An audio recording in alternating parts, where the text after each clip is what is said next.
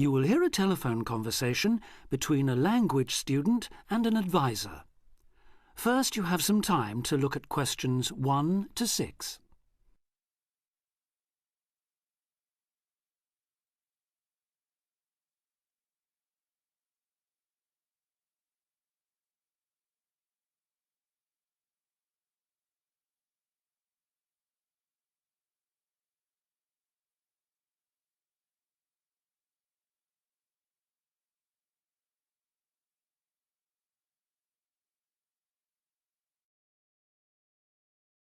Now we shall begin. You should answer the questions as you listen because you will not hear the recording a second time. Listen carefully and answer questions 1 to 6. Homestay Language Learning, Lisa McDowell here. How can I help you? Hello, my name's Dan, Hello, Dan. and I'm going to be living with a family in Edinburgh for 3 months, so I'd like some advice on what to bring with me. I'm flying in via Singapore on the 15th. Right. Well, perhaps most important of all are your documents. Vaccination certificate, sponsor's letter, and the certifying letter from us for immigration. Yes, I've got all those in order, I think. What I'm really wondering about are money and clothes and things for my room. Personal effects, in other words. OK, let's start with cash. You'll already have money in your bank account here, of course, but make sure when you get here you have some cash on you. Pounds, that is, not euros or dollars. How much do you suggest? I'd say 50 as an absolute minimum. Okay. Now, the next thing is which clothes to bring. What do you think? Well, as I'm sure you know, it can get pretty cold here, so you will need some warm clothing. There are shops near here that sell winter clothes quite cheaply, so you really don't need to bring much. Do make sure, though, that you have at least one thick sweater and a jacket with you when you arrive here. The temperature's likely to be a lot lower than in Singapore. Thanks for the warning. Now, something else I'm not sure about is whether to bring my computer. It's a laptop, so it won't take up much room. 2 problems. Firstly, it might not be compatible with the electricity supply in this country. And secondly, there's a risk of it getting broken in transit. Someone travelling here had hers smashed only last month. But surely I can carry it as hand luggage. Usually, yes, but because of all the tight security right now, you may have to check it in. So my advice is to leave yours at home. Okay, I think I will. Is there anything else you'd advise against bringing? Well, you won't need household or cooking things. They'll all be provided. And importing food, of course, isn't allowed by customs, though I imagine you already knew that. Well, yes. But there are 1 or 2 things I'd suggest you find room for in your suitcase. Yes? Perhaps a few of your favourite cassettes or compact discs. Of course, you might be able to find them in the shops here, but then again, you might not. That's a good idea. Anything else? Yes, some photographs of people and places that are special to you could be nice. They can really make your room feel like home. It's just a thought. I'll see if I've got a few good ones. Before you hear the rest of the conversation, you have some time to look at questions 7 to 10.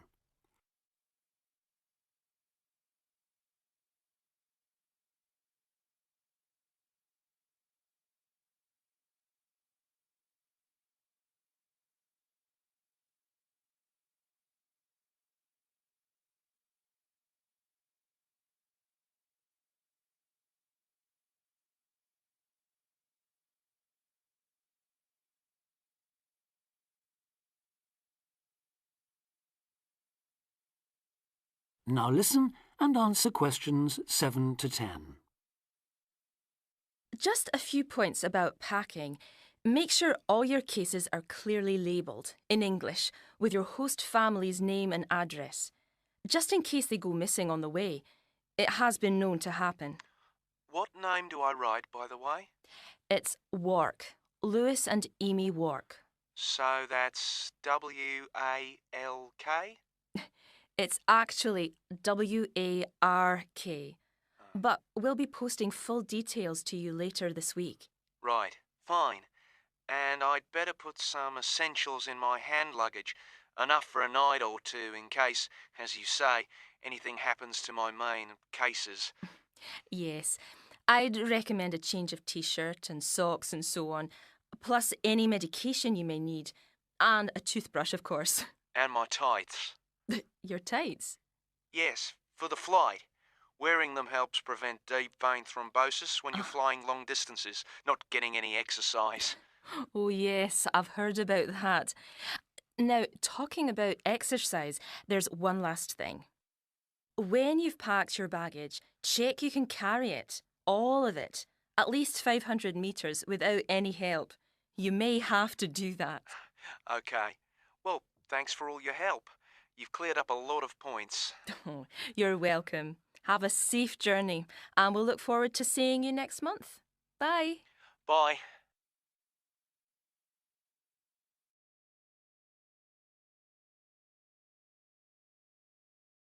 That is the end of part 1. You now have half a minute to check your answers.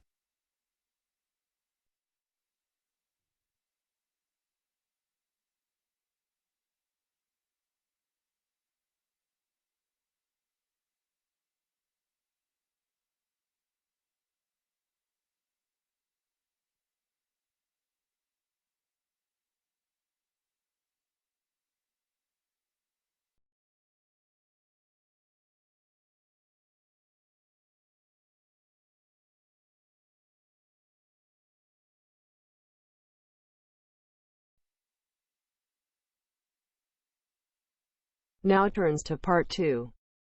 Part 2. First, you have some time to look at questions 11 to 17.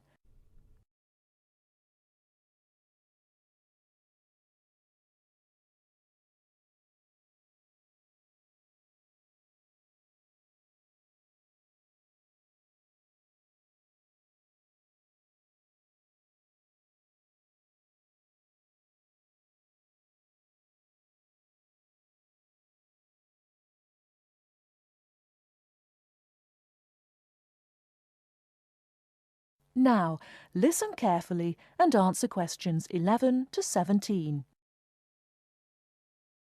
Hello, and thanks everyone for coming here today.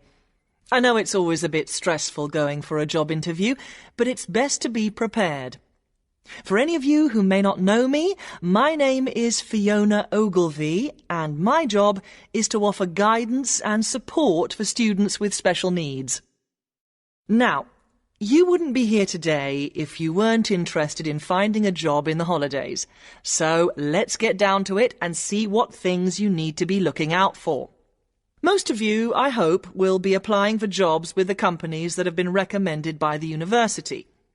The reason for this is that we here at the university already know these companies and have established good working relationships with them. I've also been to visit all of them and checked out the facilities they have to offer. You really need to make informed choices when you're looking for a job and make sure you know before you even get to the interview stage that your needs will be met. But I know that some of you are applying for jobs independently and have looked at companies outside the university recommended list. So for you, it's best to plan ahead and be aware of what it is you may need while you're working. Things that you need to check when you go for an interview are there enough toilet facilities and are these easily accessible? Also, you want to check that all the public areas inside the building are barrier-free, so you can get direct access to these public spaces whenever you need to. And ask about ramps into the building, so you know how many there are and where they are located.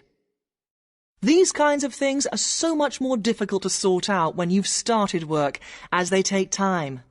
But ramps are an absolute must, so please make sure you know where they are. Another thing you must make sure of is that the lifts have the correct lowered control panels. Ask if all the lifts have this facility or if it's only certain ones. Now, something I think that is often overlooked is working hours. What you want to make sure of is that you get flexi time. This basically means that your working hours are flexible and you can clock on and clock off in times that suit you. Within reason, of course. Most companies do recognise that it takes much longer for someone in a wheelchair to get on and off buses and trains. Public transport can take that much longer, so you need to be organised and prepared. And for those of you lucky enough to own a car, check how many disability parking spaces are available. Remember that it's your right to have a disabled parking space. These also need to be near enough to a wheelchair accessible entrance or ramp. OK, are there any questions before we move on? Before you hear the rest of the talk, you have some time to look at questions 18 to 20.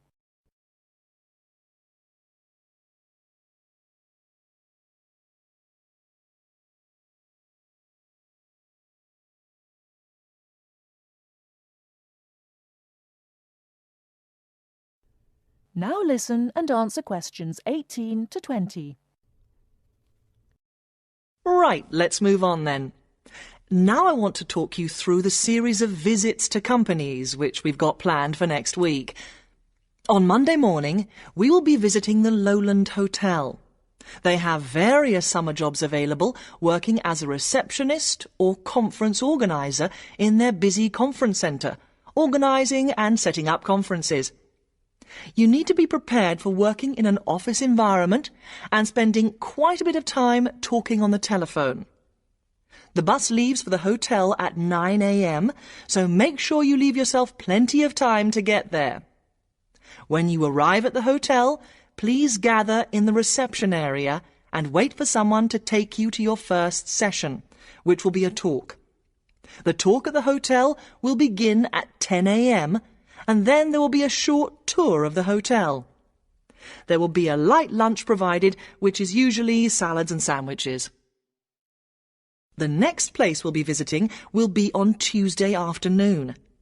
We'll be going to visit a little local company that makes handmade paper and cards. For those of you studying art, this may be just what you're looking for. We'll be taken on a tour of the company which lasts 3 hours. The tour will start at 3:30 p.m, and after that you'll have a chance to meet some of the staff. Tea and coffee will also be provided. We have no trips planned for Wednesday, but on Thursday morning we'll be going to Tobago Travel Agency. This is a very popular choice amongst our students because you can get student discounts on holidays. We've booked a coach for this, and it'll leave from outside the refectory at 8 a.m. You'll need to bring a packed lunch for this, so please don't forget. There is a little canteen where you can buy hot and cold food, but this is closed on Thursdays. Friday, we'll be having representatives from all the companies visiting us, so you will have a chance to ask any questions, and of course, put your name down on the list if you're interested in working for them over the summer. This event will take place in the main hall next to the library, and it'll run from 10:30 until 4. I really hope you make the most of this excellent opportunity to not only earn yourself some extra money, but also to gain experience of what it's like to work. And if you'd like to find out more, then please ask some of the students who worked last year. They're all wearing green badges and will be happy to speak to you afterwards. That is the end of part 2. You now have half a minute to check your answers.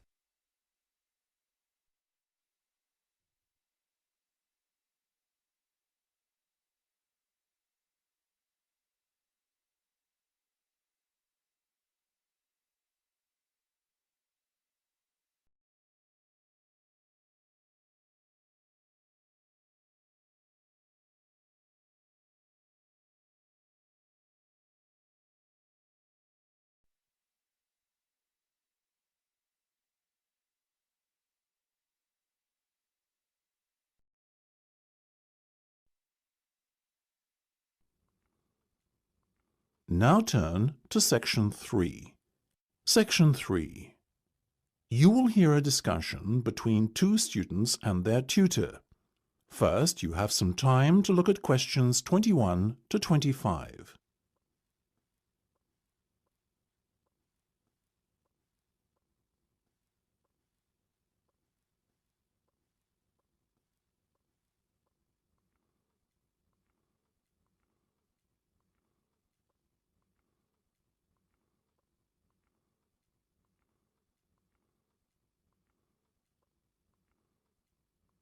Now listen carefully and answer questions 21 to 25.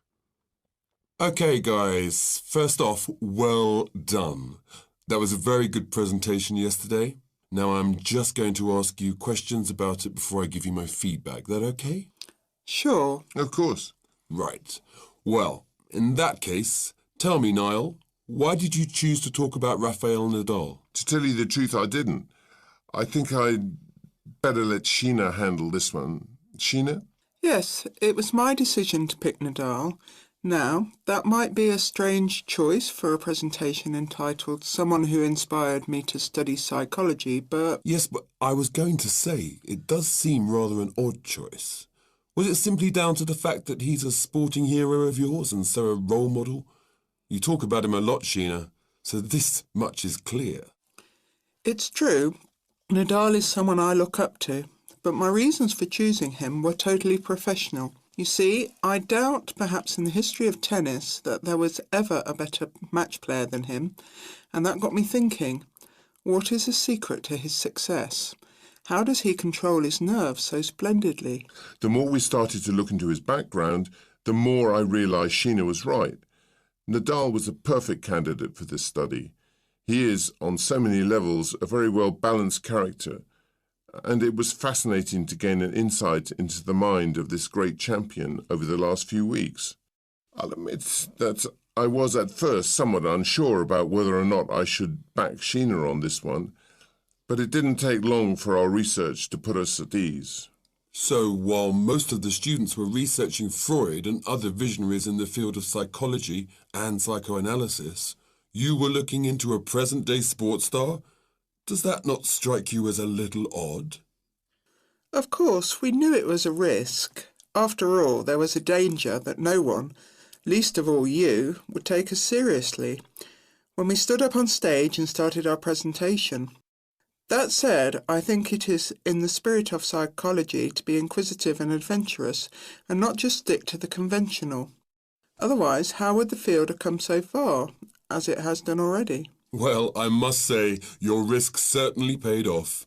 Yours was, without a shadow of a doubt, the most interesting and original presentation I saw. And judging by the reactions of the other students, I would have to say that everyone else was equally impressed. Thank you. I'm so glad you think so. Yes, but notwithstanding your excellent presentation content, we must remember that the marks for this project are awarded based on a number of criteria, and we'll examine those in a few minutes. But first, another question. Where did you find your sources? Well, and I don't quite know how we managed it, but we were able to secure a face-to-face interview with Nadal while he was over here for the Wimbledon Tennis Championship, so we weren't reliant on newspaper articles and interviews or any other forms of secondary sources. We did, however, find the library's sports archive an invaluable backup aid to help us fill in the gaps and piece together our interpretation of what makes Nadal such a mentally strong champion. Before you hear the rest of the discussion, you have some time to look at questions 26 to 30.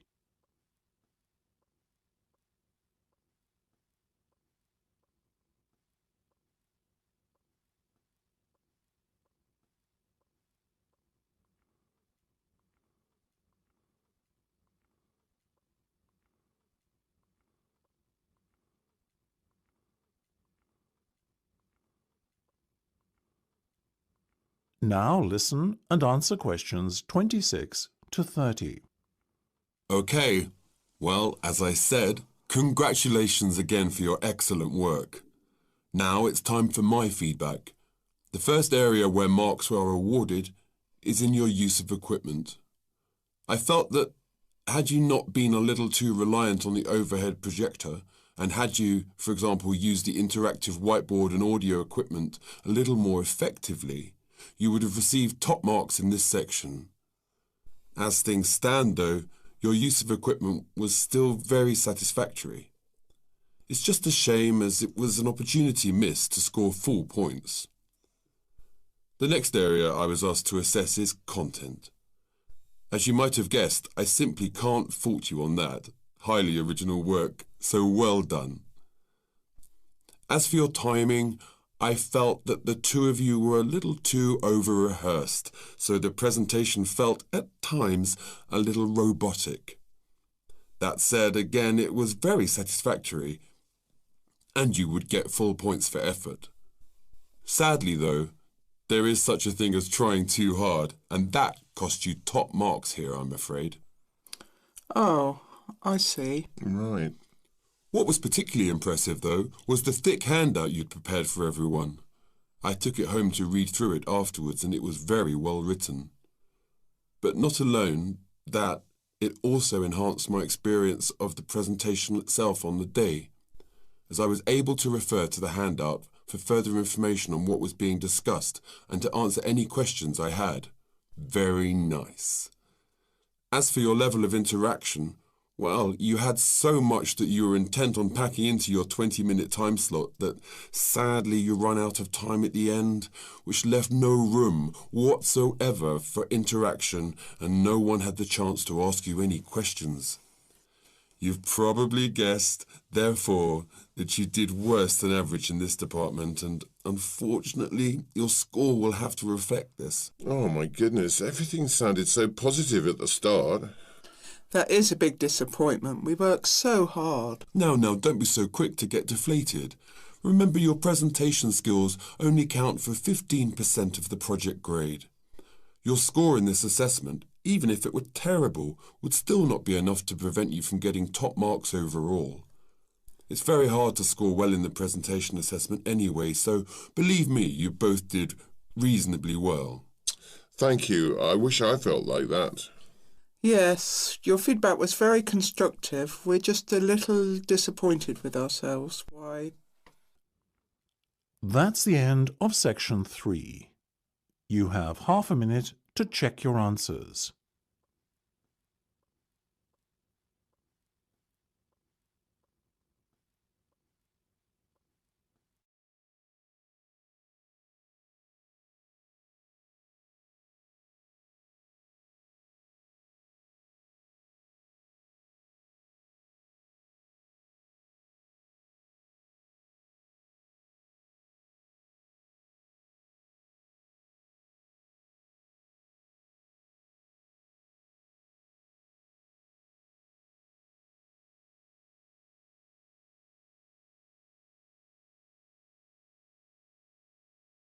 Now turns to part 4. Part 4. You are going to hear a talk on 2 famous American presidents. As you listen, fill the missing information in the notes below. First, you have some time to look at questions 31 to 40.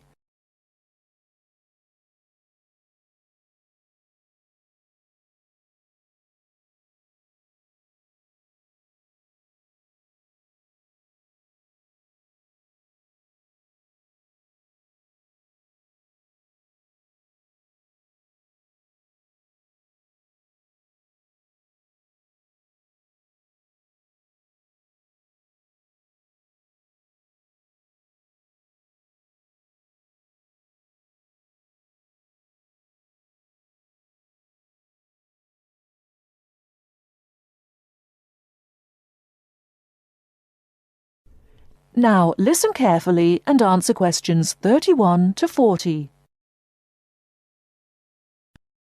John F. Kennedy and Abraham Lincoln lived in different times and had very different family and educational backgrounds. Kennedy lived in the 20th century, while Lincoln lived in the 19th century. Kennedy was born in 1917, whereas Lincoln was born more than 100 years earlier, in 1809. As for their family backgrounds, Kennedy came from a rich family, but Lincoln's family was not wealthy. Because Kennedy came from a wealthy family, he was able to attend expensive private schools. He graduated from Harvard University. Lincoln, on the other hand, had only 1 year of formal schooling. In spite of his lack of normal schooling, he became a well-known lawyer. He taught himself law by reading law books. Lincoln was, in other words, a self-educated man. In spite of these differences in Kennedy and Lincoln's backgrounds, some interesting similarities between the two men are evident. In fact, many books have been written about the strange coincidences in the lives of these two men. For example, take their political careers. Lincoln began his political career as a U.S. congressman. Similarly, Kennedy also began his political career as a congressman. Lincoln was elected to the U.S. House of Representatives in 1847. Kennedy was elected to the House in 1947. They went to the Congress just 100 years apart. Another interesting coincidence is that each man was elected President of the United States in a year ending with the number 60. Lincoln was elected President in 1860, and Kennedy was elected in 1960. Furthermore, both men were president during years of civil unrest in the country. Lincoln was president during the American Civil War.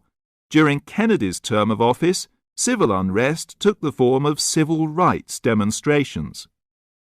Another striking similarity between the two men was that, as you probably know, neither lived to complete his term in office. Lincoln and Kennedy were both assassinated while in office. Kennedy was assassinated in Dallas, Texas, after only 1,000 days in office. Lincoln was assassinated in 1865, a few days after the end of the American Civil War. It's rather curious to note that both presidents were shot while they were sitting next to their wives. These are only a few examples of the uncanny and unusual similarities between the destinies of these two American men, who had a tremendous impact on the social and political life of the United States and the imagination of the American people. That is the end of part 4.